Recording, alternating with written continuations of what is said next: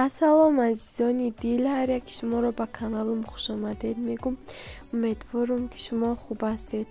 امروز ویدیومون سر میکنیم ای خوراک پزی. جمع خانه پا مهمونی اومدم، خواستم که دمخه آشخانه فسانش یکان چیزی با مذهب تیار کنم. جورا آزمتی تپید کردم یکان چی باید تیار کنم. مکرون بروردم، گوشت و کارتوشکا، سبزی هازی و تیار میکنیم. مکرون بولوژدا پد لیف، یکم گوشت ریزه میکنم، بعد پیاز ریزه میکنم. اساسا وقتی که من میخواستم در یوتیوب کانال کشم، من چند سال شدی آرزو را در دلم داشتم، میخواستم که کانال کشم، لیکن فقط میخواستم که خوراک پزی مونم. من هیچ وقت باوری نداشتم که یک روز ما ولوگ میمونم.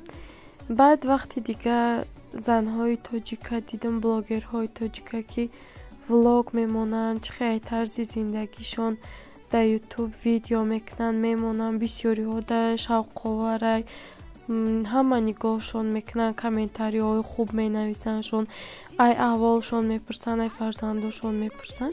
منم حواس کرده گفتم که من میتونم که ولوگ کنم. بسیار چیزی عجایب ای ولوگ کردن، چه خیلی یک روز تا میگذرونی یا با دیگرها تر تماشا کرده فکری خچونا میگن. چه دتا پیاز کالونا ریزه کردم شیدم. از یک گاز مونا گرون میکنیم. این گاز یپای مام قبالنده است که آدم اول چیز تیار میکنه، بعد ایرا گرون میکنه. یک دم روغن شیرین میشه.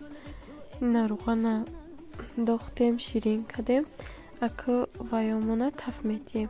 گوشت قطی پیاز. بعد کارتوشکا را قطی سبزی مایده ریزه میکنیم. چرکنجا.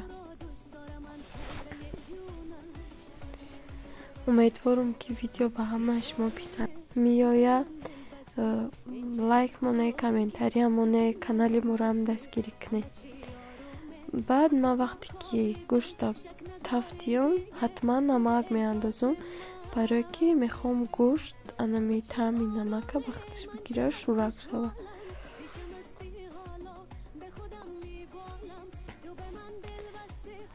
بعد از یک پیاز و کارتوشکا مونه قطی سبزی مون ریزه کرده میاندازیم.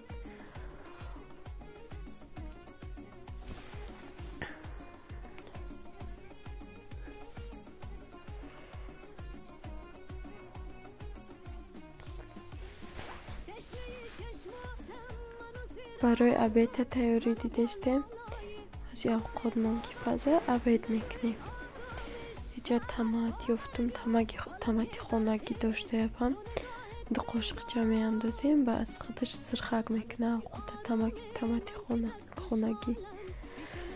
بعد چیسناک میاندازیم، 4 تا چیسناک مایده کرده میاندازیم، تمشه با مزه میکنه.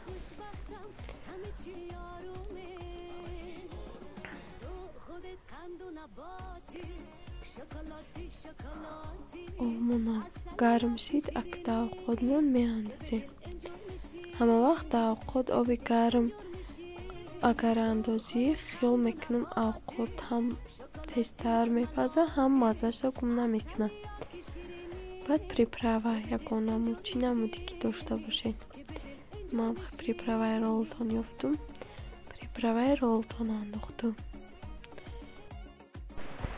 بعد این قوک رو بریزه کدام خیمی اندازیم. بعد یکراب نیم تا لیمون آوشه. این چیزها همش به خواست دلی آدمه، اگر بخواه می اندازه، نخواه نه.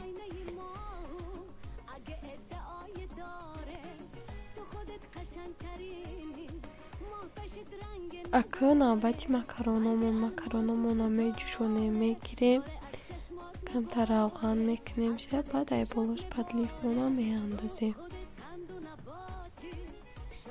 نمک میکنیم حتما.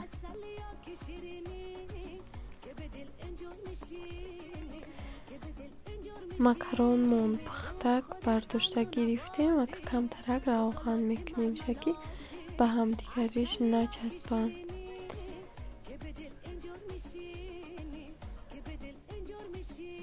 ماکارون کمترک بوده. ما گفتم یک همه آدمو سیر نکنم، با کمترکی دیگه اوزی برنج سرخ میکنیم و میجوشونیم. دا کمتر روغن هم یک پیاله برنج اول سرخ میکنیم کمتر، برای هم رنگش خوش میشه، روغن که تختش گرفت با مزه تر میشه.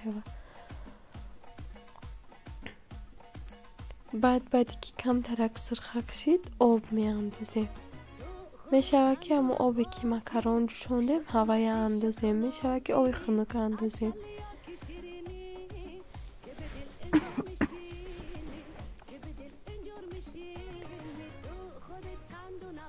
نه که آب میاندازیم. اینجا وقتی که گرم شده که آب که انداختیم میپره، برای همی گریختیم.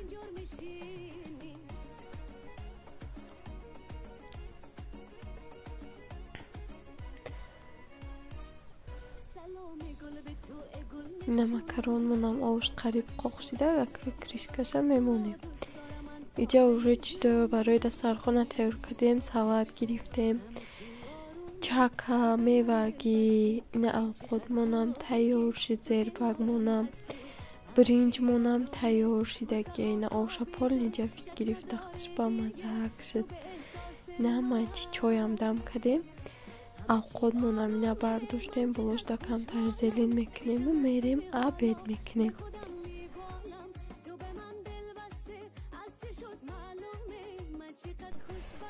اینه دسترخوانمون پرتافتیم.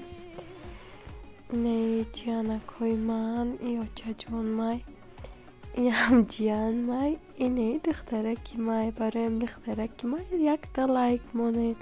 رحمت که با ما بودید.